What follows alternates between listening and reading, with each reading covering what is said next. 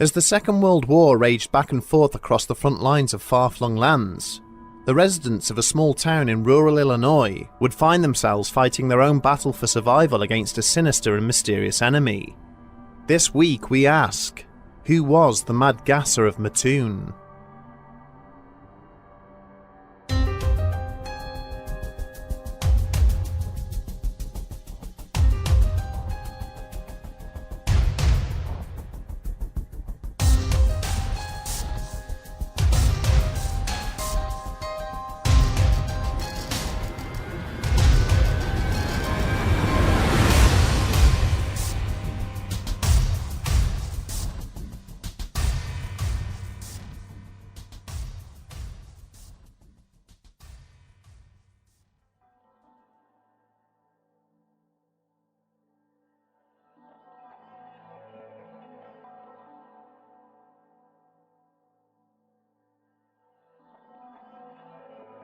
On account of her husband working as a local taxi driver, it wasn't unusual for Aileen Carney to be alone of an evening, with only her 2 young daughters for company.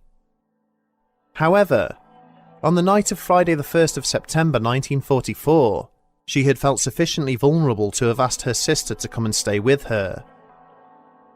One of the reasons for Aileen's nagging feeling of apprehension was that there was a significant amount of money on the premises, as she had cashed a cheque at the town's bank earlier that day. The house was single-storey, and with all the windows needing to be kept open to counter the stifling heat, the possibility that someone in the small town might have known of the transaction had persistently gnawed at her. A quick glance at the local newspaper that morning had done little to alleviate Aileen's worries. In addition to an increase in reported prowler incidents in the area of late, the Mattoon police were also currently engaged in the search for a German prisoner of war who had escaped from an internment camp in nearby Peoria. But for now, there was little more she could do, other than hope that Bert Carney came home from work a little earlier. As she lay in bed comforting one of the girls, the nervous housewife thought she noticed a slight movement outside the open bedroom window, but when she took a closer look, there was nothing to be seen. A few minutes later, however, she realised that the air in the room suddenly hung thick, with a sickly sweet and overpowering odour. As she hauled herself up off the bed, Aileen realised that she had lost all feeling in her legs, sending her crashing to the floor. On the bed above her, 3-year-old Dorothy was sobbing, asking her mother why she too wasn't able to move her arms or legs. Their combined screams eventually drew the attention of Aileen's sister, Martha, who immediately ran to their neighbours to summon help. At the same time, as Aileen's husband pulled onto the driveway of the Carney premises, he was horrified to see a dark silhouette unexpectedly illuminated by his headlights, apparently leaning in through their open bedroom window. The figure was tall and thin, holding a long metal implement of some kind, and wearing an odd facial apparatus. With a cry of anger, Bert leapt from his vehicle and ran at the masked intruder, who immediately fled down a nearby alleyway. When he returned to the house a few minutes later, the bewildered taxi driver found police officers and ambulance men already in attendance, desperately trying to calm the distressed female occupants of the address. Within hours of the incident, the local press had already coined a nickname for this mysterious attacker: the Mad Gasser of Mattoon. Prior to the horrifying events that were to unfold there in the autumn of 1944, the town of Mattoon's only other claims to fame were that it had served as a staging post for General Ulysses S. Grant during the American Civil War, and that President Abraham Lincoln had once rested there en route to a nearby political debate.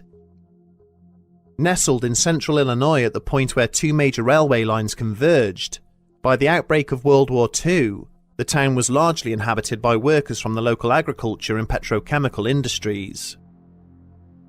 The shadowy attacker first struck without warning on the evening of Thursday the 31st of August, pumping an unknown substance into the bedroom of the Rafe family at an address in Grant Avenue. Mrs. Rafe awoke to find her husband collapsed on the bedroom floor, vomiting uncontrollably.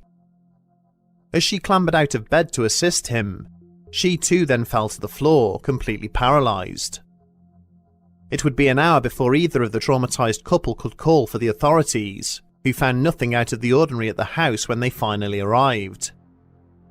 Since neither party involved sustained any lasting ill effects, the matter was attributed to a localised gas leak, until the police switchboard suddenly burst into life the following evening. Shortly after Bert Carney had lost sight of the intruder, there was a further incident reported in nearby Prairie Avenue. Mrs. Ryder awoke to hear her children crying and vomiting in the next room, before becoming overpowered by a sweet-smelling mist that had drifted into her bedroom through an open window. Whilst officers were en route to her address, they were informed a third incident of a similar nature had also now been reported. A few days later, on the evening of the 5th of September, Mrs. Leonard Burrell called the police in a panic, claiming that she had just disturbed a nightmarish figure wearing a mask of some kind, trying to clamber into her house through a bedroom window. But as the attending officers had arrived, they were suddenly faced with an equally bizarre incident that was unfolding at a neighbouring premises. Directly across the road from the Burrell residence, which was also situated on North 21st Street, the Cordus family had been awoken by the family dog, barking at the front door.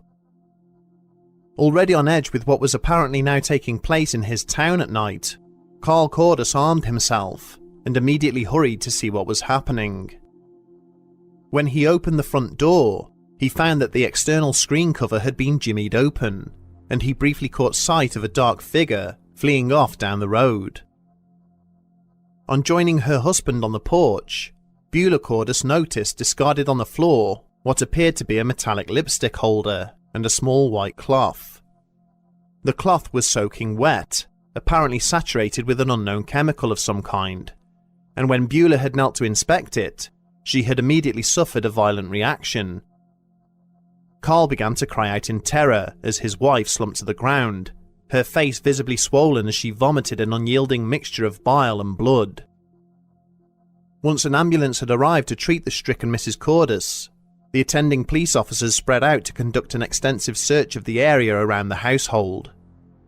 Lying in the grass a short distance from the door, a small metallic item was located, which was later identified as a well-worn skeleton key.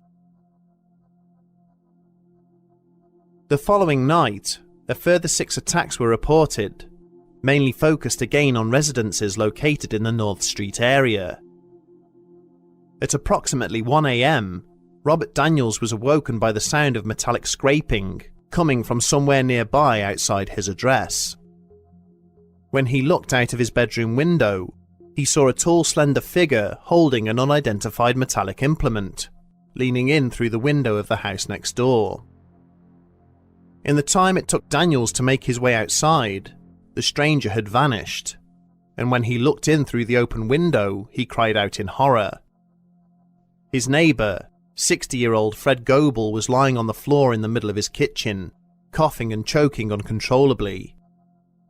It would be a further 2 hours before the effects of this attack subsided, with Goebel having no memory of what had transpired.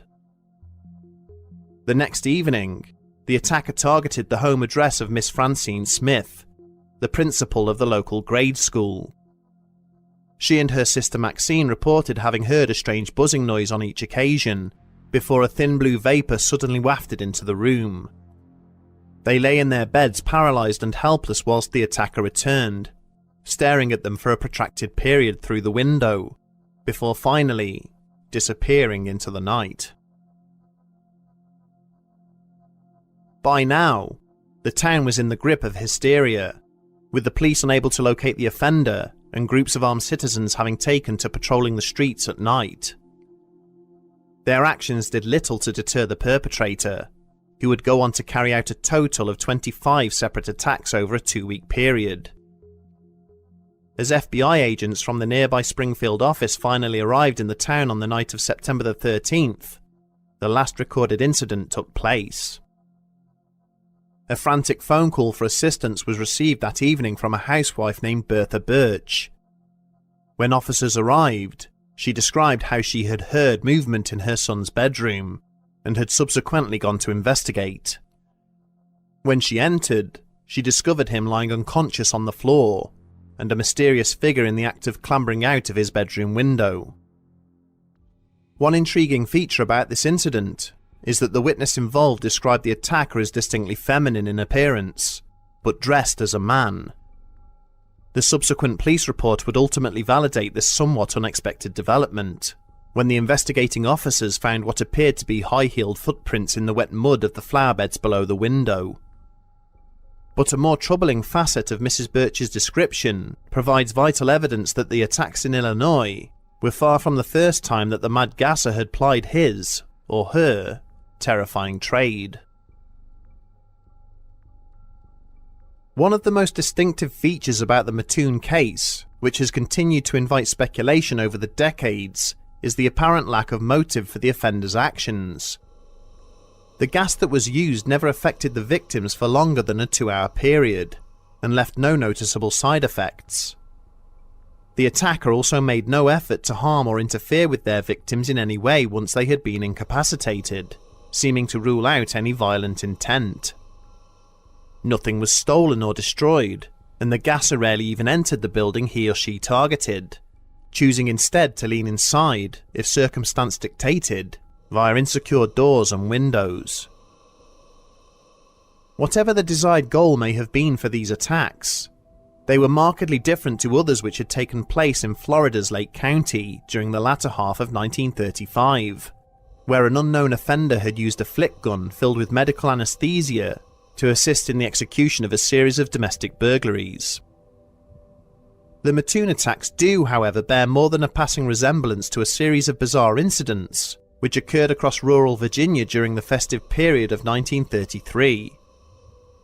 In total, 13 separate households reported to the authorities that they had been subjected to attacks from mysterious assailants, apparently in possession of gas-producing equipment.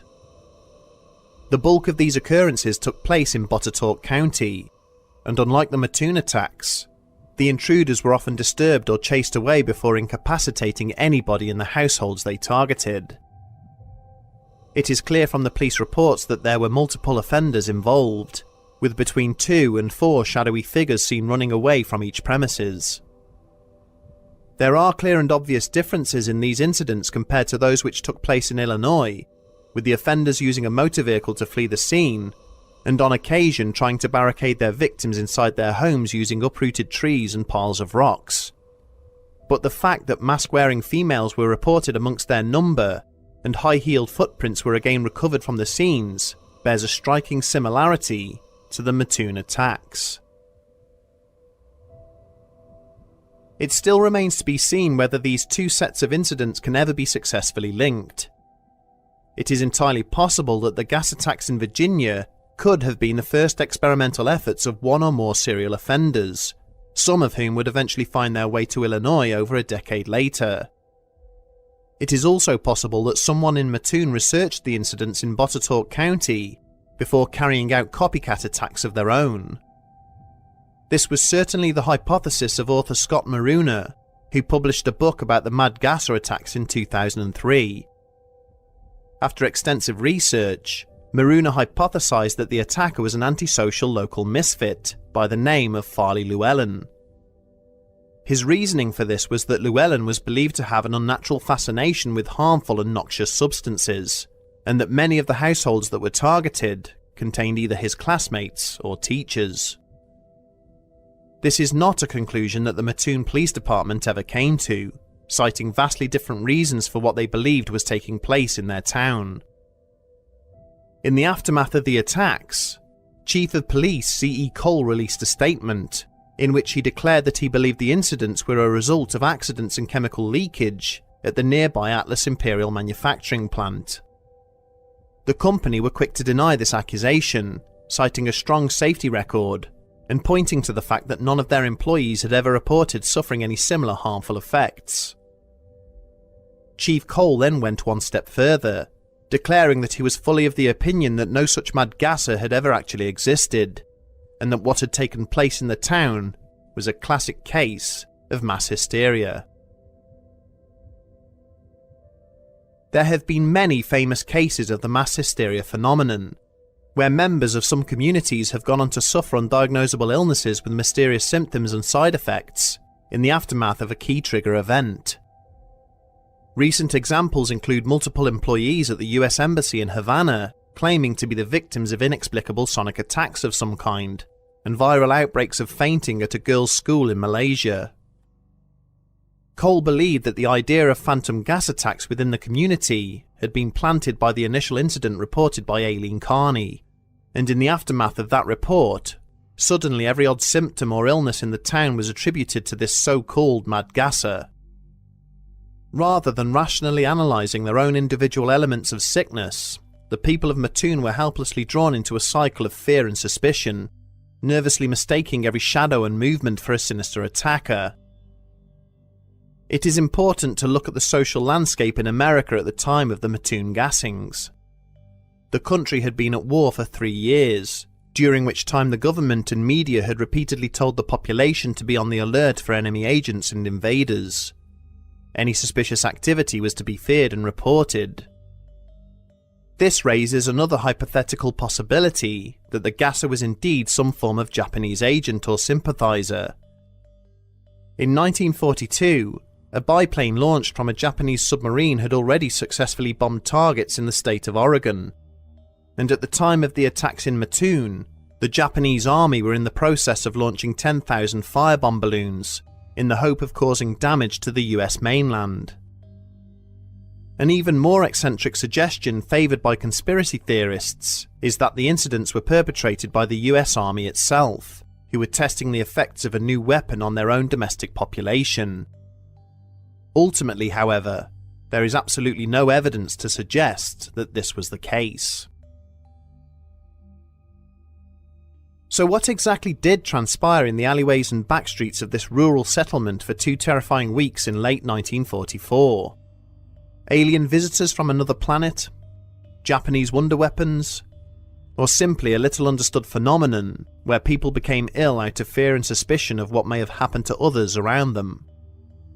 Given the physical evidence that was recovered by the authorities from the crime scenes, and the very real sickness and symptoms that the victims experienced, Police Chief Cole's declaration that the matter was a case of mass hysteria seems a little disingenuous.